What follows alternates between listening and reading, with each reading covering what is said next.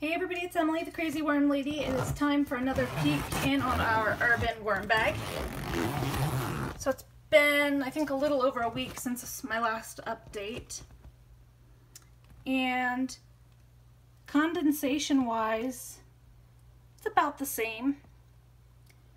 So let me get this peeled back and we will take a look. Okay, so the condensation, to me, is substantially better. It's not dripping off, but there's definitely still some moisture. But if you remember, last week we fed in some egg crates over here. And they were working on it, but they hadn't completely moved in yet, so we held off on a feeding. So I wanted to see what we have going on.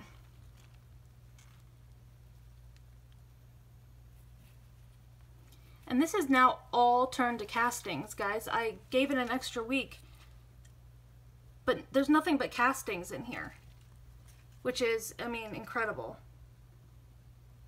I'm trying to see what this is. It looks like a grape stem, but I'm wondering what all those fibrous things are inside. They're not moving, so I don't think it's potworms. They're a little bit too large. Oh, you know what it is?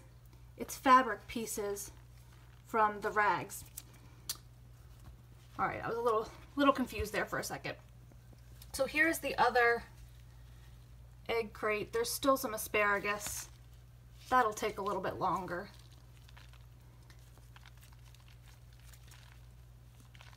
But there's worms all throughout here, and I'm wondering if now they're starting to get a little hungry. The main things I'm seeing left here are just these asparagus pieces, which are obviously more fibrous, take more time. So that's not surprising to me. So that's encouraging. I mean, they've gone through all of this, and if we move all of this bedding aside, here's a nice little ball of worms.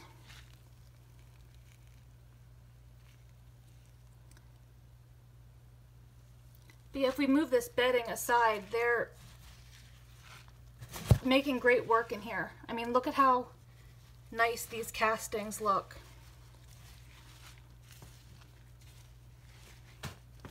I mean, seriously, you can see tiny bits of coconut coir that haven't been processed. You can just tell because it's a little bit of a lighter brown color. Let me zoom in on this.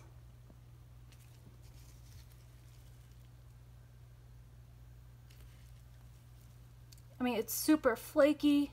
See a few little beetles in there. Super flaky. And the worms just seem to be doing great in here. So let me zoom back out so we can dig around a little bit more. Again, I'll say it every time. Just keep in mind, if you're running your own continuous flow through system, you really do not want to be digging in it a whole lot. You need it to get compact. That's how it works.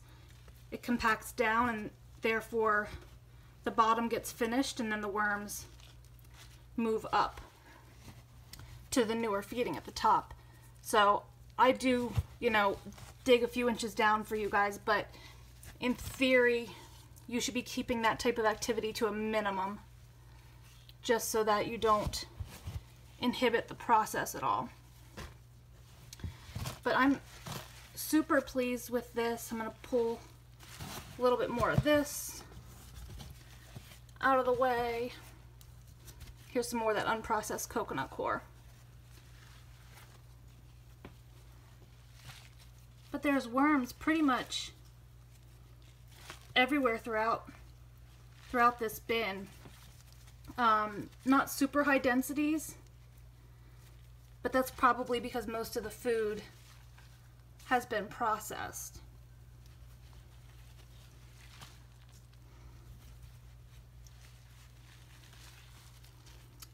But they're definitely doing their thing in here.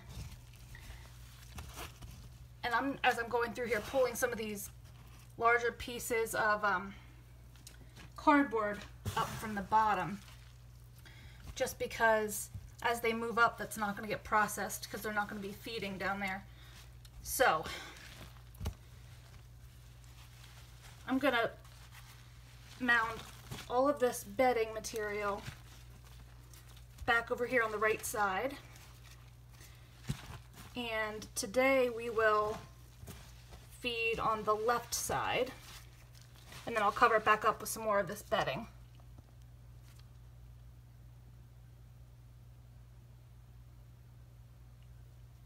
So let me get some bedding and some food and we'll get these guys fed up. Okay, so I have my shredder full of some cardboard, and I'm going to give a pretty liberal sprinkling in here. I'm hoping to do a small harvest next week. So I want to make sure that we aren't too dry or too wet anywhere. Kind of regulate this out pretty well. But you always want to have some sort of bedding sources beneath your feeding. It absorbs the extra moisture so that it doesn't flow through, especially in this type of system where it could potentially flow through and out the bottom. So I have some really wet food today, and that's why I wanted to make sure I added that extra bedding. So I have a blender here, and let me grab it and we will pour some blended food. Okay, so an all-time favorite of my worms is melon. So this is melon, bell peppers, bananas, and like I said, really, really wet. So, you set this blender down.